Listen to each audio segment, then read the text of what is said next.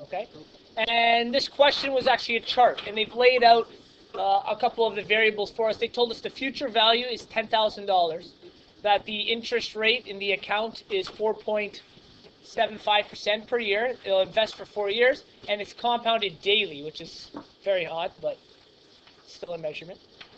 So therefore, because it's compounded, we have to use our compound interest formula. And now we're used to seeing A as total amount, right? A is our amount. And in this case, we're going to have to figure out that it also has another meaning. Our P is our principal. Is it LE? Okay. And what these two actually stand for, amount is the amount at the end of the account, okay? And they've asked us to solve for the present value. They probably wrote it as PV, or present value. Well, if I look at my variables, which one is the present value? I have to figure out which of these variables stands for present value. I know not yet. So, which of these do you think stands for present value? What does present value even mean? Right now.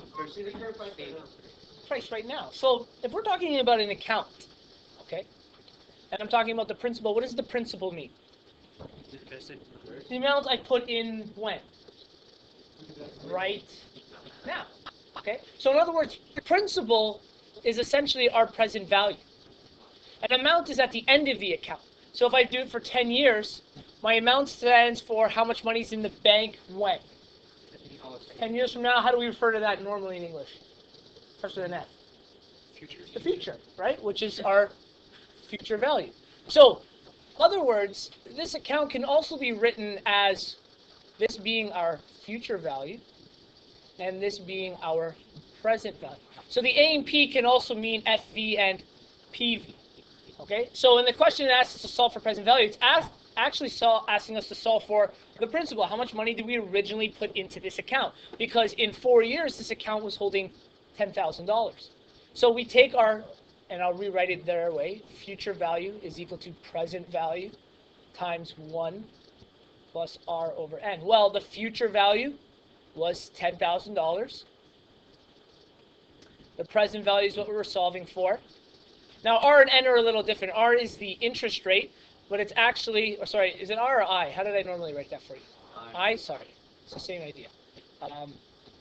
I stands for the interest rate, which is usually written as R, divided by the compound period. So what was our per year interest rate?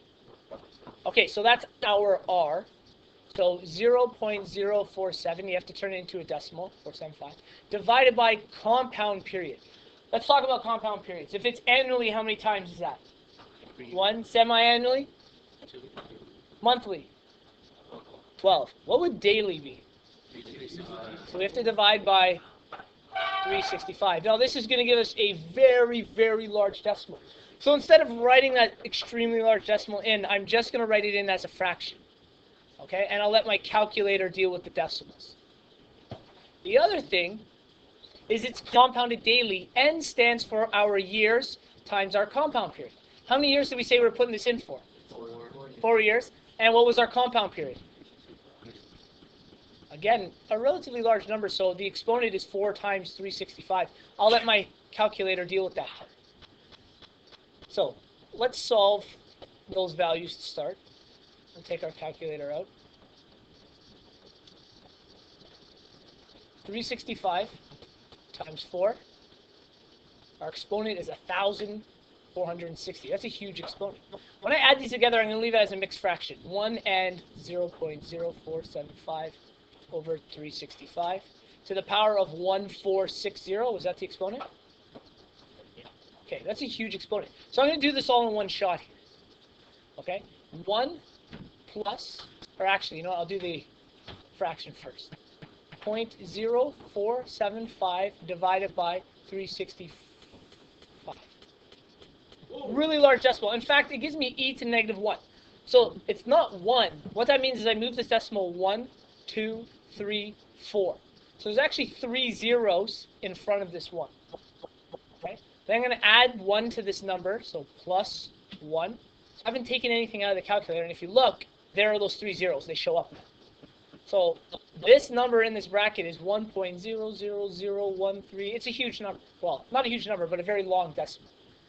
Instead of writing that out, I'm going to do this all in one step. I'm going to put this to the power of 1,460. So in my calculator, it says x to the power of y. Yours might say y to the power of x. And that, when I push this, that means the next number I put in is going to be an exponent. So I hit it, and it comes up with like a little roof symbol. So it means that's an exponent. So the next number, this is to the power of 1,460. This is equal to 1.209. It really didn't go up very high, right? So the number in the brackets is 1.209. We'll round it to that. So 10,000 is equal to the present value times 1.209, approximately. Now the goal is to isolate for present value. So what do I do with that number? That's right. To move it over, I need to divide. So I got to divide 10,000 by 1.209. So 10,000 divided by 1.209, 8,271.30. And roughly 30 cents. So what that means is, in the account we just dealt with, 4 years ago this person invested $8,271, and 4 years down the road he had $10,000 in that account. So we have another compounding question where we've given the information. Remember, our compound interest is either A equals P 1 plus I over, or to the power of n, or you could write it as future value is equal to the present value times 1 plus I over n. An investment of $500. So they're investing $500. Do you think that is present or future value? Present. That's what I'm putting in right now. So right away I can tell that this is my present value, or my P. Okay? Well, I'll be plugging in for this value. Our interest rate per year is 11.14. Sorry, 11.1 over 4. What is that as a decimal? 0.1. Ends up 25. Well, a quarter is 0.25. Okay? So if we add it to the 11, it's 11.25 as a percent per year. Compounded monthly, how many times a year does that happen? That's right. And for 5 years. Great. So we have our information. They want to know how much interest we earn. This is for 5 years. Now, what we're going to do is we're going to figure out how to earn or calculate how much interest we earn. So we'll solve it for 1 year to start. Yeah, I'll take that. And then we'll do 5 years after. So actually, I'll break this in. We'll call that part 5. Part 4 will be 1 year. So we take our A. We're trying to solve for a year. Our present value is the amount we're investing, which is 500. 1 plus I. I is the interest rate divided by the compound period. So what is this as a percentage? 0.1125. Good. And what is the compound period? 12. Okay. Remember, I is equal to R over C. And R was 1.125 and C was 12. So that's how I got that value. And our N. N is years times compound period. Well, if I'm only solving for 1 year, what's 1 times our compound period? 12. So it's to the power of 12. So I can do a lot of this in my calculator. In fact, I can do this all in my calculator. I'm going to deal with the inside of the brackets first, BEDMAS.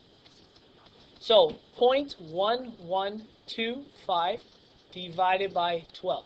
So that's this part right here is equal to this decimal. The next step would be to add 1. So instead of clearing my calculator, I just add 1 to this. Okay. So now I've solved what this part is. And finally, this has to go to the power of 12.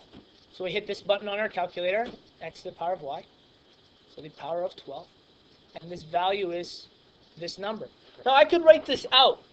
Right? I could write this out again. But I can still finish this entire question without really having to write anything. I've now solved all of this. The last thing I need to do is multiply by 500. So if you do this in the proper order in your calculator, you can technically do it without ever writing anything down. I'm going to take this number. I'll write it down, 1.1184, we'll say. 1.1184. But to be even more accurate, I just leave this in, multiply by 500, and in 1 year, I'm up to $559.24. $554.29. So, how much interest did I earn? How do I calculate it? Yeah, I subtract the future value from the present value. Our future value is what we just got now, 554.29. The present value is what we invested, which was 500. Okay, so my interest, I'll call it I. My interest is equal to, when I subtract those, $54.29. I earned $54. Now, instead of rewriting everything, I'm going to take this part and we're going to calculate it with 5 years. So the only thing that'll change is the exponent. The future value, I'll just write it a little different, still same as A, is equal to 500. 1 plus our 0.1125 over 12. To the power of, what's our n in this case? It's number of years times compound period. So it's 5 years times 12. Anyone know what that equals? That's right. So this is to the power of 60. So I'll show you the steps again in the calculator. First thing I do is the fraction. 0.1125 divided by 12. I then add 1 to that, so plus 1. And then I put it to the power of 60 equals. Instead of writing this out, I'm just going to multiply by 500. I've done everything in my calculator without having to write anything down. 875.23. 875.23. So that's how much money there is in the future. How much interest have I earned? How do I figure it out? Subtract by what? What do we get? Hey, in 5 years, I've earned $375 on $500. That's not bad.